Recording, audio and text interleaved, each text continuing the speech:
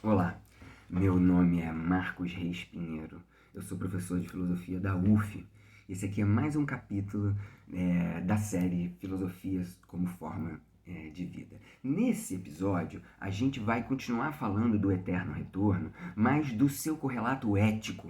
Né? A gente falou nos últimos 2 episódios do eterno retorno no ponto de vista físico, cósmico, né? E a gente está falando desde o começo, quando está falando dos estoicos, o inter-relação entre física e ética. Né? Então, frente ao mundo físico, a gente percebeu que por causa da lei da causalidade universal, todas as coisas acontecem necessariamente. Há um destino intrínseco entre todas as coisas. Né? E como que o homem vive, então, com esse mundo já totalmente pré-determinado, com tudo já acontecido, e muito mais ainda, né? Que levando o eterno retorno em consideração, não é que tudo na tua vida já está determinado. Você vai viver e já viveu exatamente a vida que está determinada para você infinitas vezes, e vai viver de novo infinitas vezes. O que você faz com esse fato de que está tudo totalmente, né? Tá tudo totalmente determinado, né? Tá tudo dominado, né? Então, o Nietzsche, no fragmento 341 do texto A Gaia Ciência, acredito que apresenta uma argumentação profundamente estoica. Né? Ele está aí muito baseado, o eterno retorno é um conceito eminentemente estoico, apesar de aparecer em várias outras tradições, né? De várias outras maneiras, mas o estoicismo é a grande filosofia da antiguidade, ele conhecia muito bem, que tinha desenvolvido a noção de eterno retorno. Né? Então, no fragmento 341 da Gaia Ciência, ele fala o seguinte: e se um dia ou uma noite um demônio se esgueirasse em tua mais solitária solidão e te dissesse: essa vida, assim como tu a vives agora e como a viveste, terás de vivê-la ainda uma vez e ainda inúmeras vezes. E não haverá nela nada de novo. Cada dor e cada prazer, e cada pensamento e suspiro, e tudo o que há de indizivelmente pequeno e de grande em tua vida há de retornar, e tudo na mesma ordem e sequência. E do mesmo modo, esta aranha, este luar entre as árvores, e do mesmo modo, este instante e eu próprio. A eterna ampulheta da existência será sempre virada outra vez, e tu, com ela, poeirinha da poeira. Se um demônio assim te falasse, não te lançarias ao chão e rangerias os dentes e amaldiçoarias o demônio que te falasse assim? Ou alguma vez viveste um instante descomunal em que responderias: tu és um Deus e nunca ouvi nada mais divino. Se esse pensamento adquirisse sobre ti como tu és, e ele te transformaria, e talvez ele te tritutaria, a pergunta diante de tudo e de cada coisa, esta pergunta: quero isso ainda uma vez e ainda inúmeras vezes? Essa pergunta pesaria como o mais pesados dos pesos sobre o teu agir. Ou então, como que terias de ficar de bem contigo mesmo e com a vida para não desejar nada mais do que essa última eterna confirmação e chancela? Né? Um trecho muito parecido com esse está também no Zaratustra, né? E nesse texto ele ainda fala assim, ele tem uma outra expressão: era isso a vida? Era isso a vida? Pois muito bem, mais uma vez.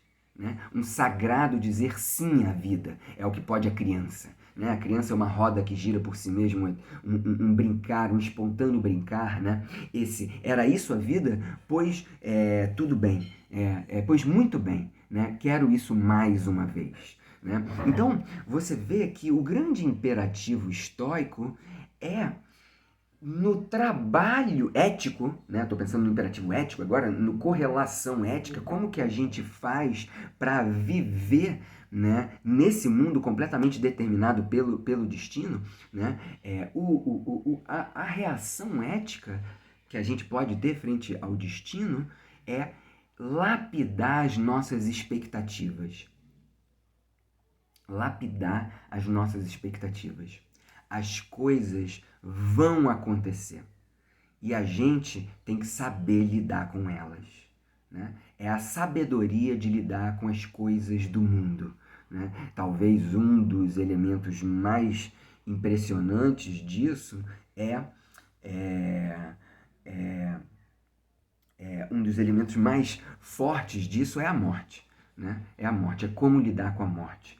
Então, dentro do estoicismo e dentro de diversas escolas da antiguidade, o exercício da morte é um capítulo à parte, né? E provavelmente a gente vai fazer alguns capítulos sobre esse exercitar-se frente à morte. Porque a morte é uma das noções do destino. E aí, destino a gente pode pensar aquilo que está fora da minha alçada, aquilo que não é minha responsabilidade, aquilo que eu não posso fazer nada sobre isso.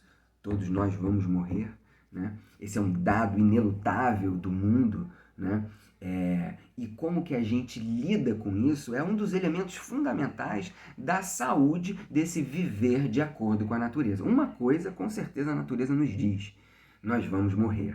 E nós temos que tentar viver a nossa vida da melhor forma possível com esse fato levado em consideração, né?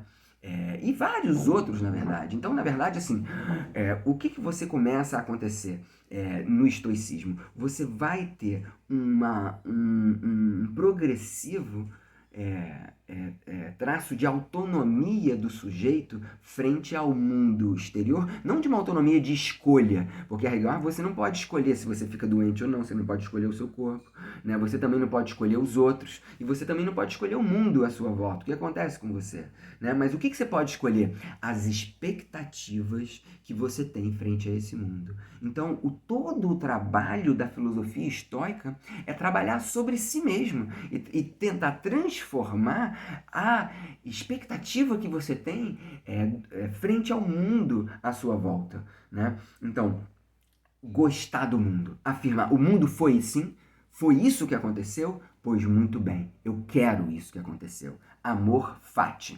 Afirmar o mundo, né? Então, eu nasci dessa maneira, eu tive os pais que eu tive as oportunidades que eu tive, eu perdi as oportunidades que eu perdi, pois muito bem, mais uma vez. Então, assim, você começa a ter uma distinção que aí vai ser fundamental dentro do estoicismo romano, né? Não só de língua romana, mas especialmente 3 nomes, né? Epiteto, Sêneca e Marco Aurélio, mas Musônio Rufus e vários outros também autores ali em volta do que a gente chama de estoicismo romano, uma grande distinção. As coisas que eu não posso modificar e as coisas que eu posso modificar. As coisas que eu não posso modificar é o mundo exterior, que a gente já viu aqui, está totalmente subordinado à noção de destino que está totalmente fora da minha alçada. Eu não posso fazer nada com isso. O que eu posso modificar? A minha expectativa, o meu jeito de me relacionar com esse mundo exterior, né? Então, eu posso modificar o meu juízo sobre o mundo, o que eu penso sobre o mundo. Eu posso modificar o que eu desejo do mundo, o que eu quero com o mundo. E eu posso modificar os meus impulsos para agir frente ao que acontece comigo, né? O meu impulso de ação, o meu desejo e os meus juízos, o que eu acho que o mundo é. Isso eu posso modificar. Então, o âmbito subjetivo eu consigo, se a gente quiser falar dessa maneira, né? Mas aquilo que depende de mim é o meu mundo, especialmente esses 3 grandes âmbitos, né? Aquilo que eu julgo o mundo e 2 coisas que decorrem do que eu julgo do mundo. O que eu desejo do mundo, né? E o que eu posso fazer, o que vale a pena eu tomar iniciativa para agir frente ao mundo, né? Porque por exemplo, tentar eliminar a morte no mundo e fazer todo o esforço da minha vida para tentar eliminar, isso é uma atitude que não vai valer a pena, que não vai te levar a nenhum lugar, né? É muito melhor você saber lidar. Tudo bem, talvez, né, adiar aqui ou ali, mas eliminar, existem certos traços do mundo que você não pode eliminar. E o que você pode fazer então com isso? Aprender a conviver com ela. Aprender a conviver com esse mundo que foi dado a você. Esse é o grande ensinamento estoico. E então existem diversas áreas da filosofia estoica que vão exercitar o ser humano para fazer você querer o mundo da maneira como o mundo é, né?